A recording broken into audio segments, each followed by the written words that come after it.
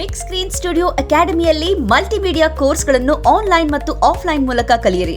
100% ಉದ್ಯೋಗ ಮತ್ತು ಪ್ರಮಾಣ ಪತ್ರ ಪ್ರವೇಶ ಪ್ರಾರಂಭವಾಗಿದೆ. ಈಗಲೇ ಕರೆ ಮಾಡಿ.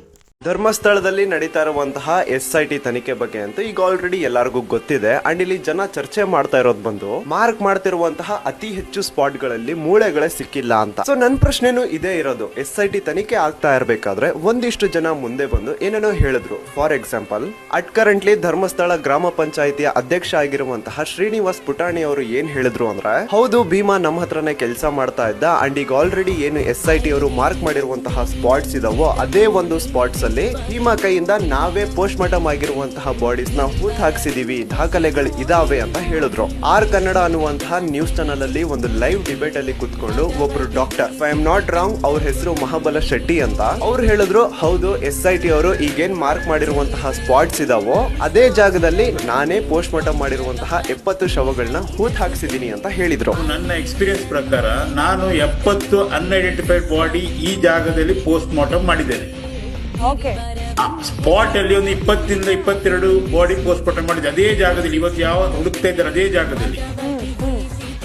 ಅಲ್ಲಿ ಪೋಸ್ಟ್ ಮಾರ್ಟಮ್ ಆದ ಕೂಡಲೇ ಅದನ್ನು ಅಲ್ಲಿ ಒಂದು 10-15 ಮೀಟರ್ ಒಳಗೆ ಅಲ್ಲಿ ಹೋಗಿದ್ದಾರೆ. ಅದಾದ್ಮೇಲೆ ಇವ್ರ ಜೊತೆಗೆ ಅಡ್ವೊಕೇಟ್ ಕೇಶವ್, ಇವರು ಈ ಹಿಂದೆ ಧರ್ಮಸ್ಥಳ ಗ್ರಾಮ ಪಂಚಾಯತಿಯ ಅಧ್ಯಕ್ಷ ಆದವರು. ಇವ್ರು ಹೇಳ್ತಾರೆ ಹೌದು ಭೀಮಾ 1 ರಿಂದ 13 ಸ್ಪಾಟ್ಸ್ ನ ಏನ್ ಮಾರ್ಕ್ ಮಾಡಿಸಿದನೋ ಆ ಸ್ಪಾಟ್ ಅಲ್ಲಿ ಅವನು ಶವಗಳನ್ನ ಹೂತ್ ಹಾಕೋದನ್ನ ನಾನೇ ನೋಡಿದೀನಿ, ನಮ್ಮ ಹತ್ರ ದಾಖಲೆಗಳು ಇದಾವೆ ಅಂತ ಹೇಳಿದ್ರು. ಈಗೇನು ಹುಡುಕ್ತಾ ಇದ್ದಾನೆ ಅಲ್ಲಿ ತೋರಿಸ್ತಿದ್ದಾನೆ 1, 2, 3, 4, 13ರವರೆಗೆ ಅಲ್ಲಿ ಇದು ಮಾಡುವಾಗ ಅಲ್ಲಿ ಹೆಣಗಳನ್ನು ಹಾಕ್ತಿದ್ದದ್ದು, ಪಂಚಾಯತಿ ಹೆಣ ಹಾಕ್ತಿದ್ದದ್ದು. ಯಾಕಂದ್ರೆ ಇದನ್ನ ನಾವು ಕಣ್ಣಲ್ಲಿ ನೋಡಿದ್ದೇವೆ.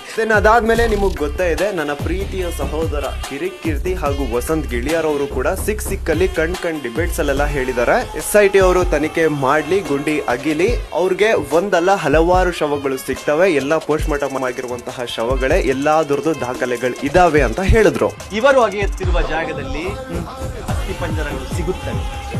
ಏಕೆಂದರೆ 2006ಕ್ಕೂ ಮುಂಚೆ ಸ್ಮಶಾನ ಯಾವುದು ಈಗ ಅಗಿತಿರೋ ಜಾಗ ನೇತ್ರಾವತಿ ವಸಂತ ಗಿಳಿಯಾರ್ ಅವರಂತೂ ಒಂದು ಪೋಸ್ಟ್ ಸಹ ಬರ್ದಾಕಿದ್ರು, ಸರಿಯಾಗಿ ಅಗಿರಿ, ನಿಮಗೆ 264 ಶವಗಳು ಸಿಗ್ತವೆ, ಎಲ್ಲದಕ್ಕೂ ದಾಖಲೆ ಇದೆ ಅಂತ. ಸೊ ಈಗ ನನ್ನ ಪ್ರಶ್ನೆ ಏನು ಅಂತಂದ್ರೆ, ನಾವು ಮಾಧ್ಯಮಗಳಲ್ಲಿ ನೋಡಿರೋ ಪ್ರಕಾರ 6ನೇ ಸ್ಪಾಟ್ ಅಲ್ಲಿ ಹಾಗೂ 14ನೇ ಸ್ಪಾಟ್ ಅಲ್ಲಿ ಬಿಟ್ರೆ ಎಲ್ಲೂ ಏನು ಮೂಳೆ ಸಿಕ್ಕಿಲ್ಲ. ಆ 13ನೇ ಸ್ಪಾಟ್ ಅಲ್ಲಂತೂ SIT ಅವರು ಒಂದು ಬಾವಿನೇ ತೋಡ್ ಹಾಕಿದ್ರು, ಆದ್ರೆ ಸಿಂಗಲ್ ಮೂಳೆ ಸಿಕ್ಕಿಲ್ಲ. ಸೊ ನಾವು the biggest question is, panchayat ಅವರು ಹೂತ್ ಹಾಕ್ದಂತಹ ಶವಗಳು ಎಲ್ಲಿ? ಪೋಸ್ಟ್ ಮಾರ್ಟಮ್ ಆಗಿದ್ದು ಸಿಕ್ಕಿಲ್ಲ, ಪೋಸ್ಟ್ ಮಾರ್ಟಮ್ ಆಗದೆ ಇರೋದು ಸಿಕ್ಕಿಲ್ಲ, ಒಟ್ಟಲ್ಲಿ ಯಾವುದೇ ಒಂದು ಮೂಳೆನೆ ಸಿಕ್ಕಿಲ್ಲ. ಹಾಗಿದ್ರೆ ಆ ಶವಗಳು ಎಲ್ಲಿ ಹೋದ್ವು? ಭೀಮಾ ತೋರಿಸಿರೋ ಸ್ಪಾಟ್ ಅಲ್ಲಿ ಡೆಡ್ ಬಾಡೀಸ್ ಸಿಕ್ಕಿಲ್ಲ ಅಂದ್ರೆ ಪಂಚಾಯಿತಿ ಅವರು ಹೂತಿಟ್ಟಂತಹ ಡೆಡ್ ಬಾಡೀಸ್ ಎಲ್ಲಿ?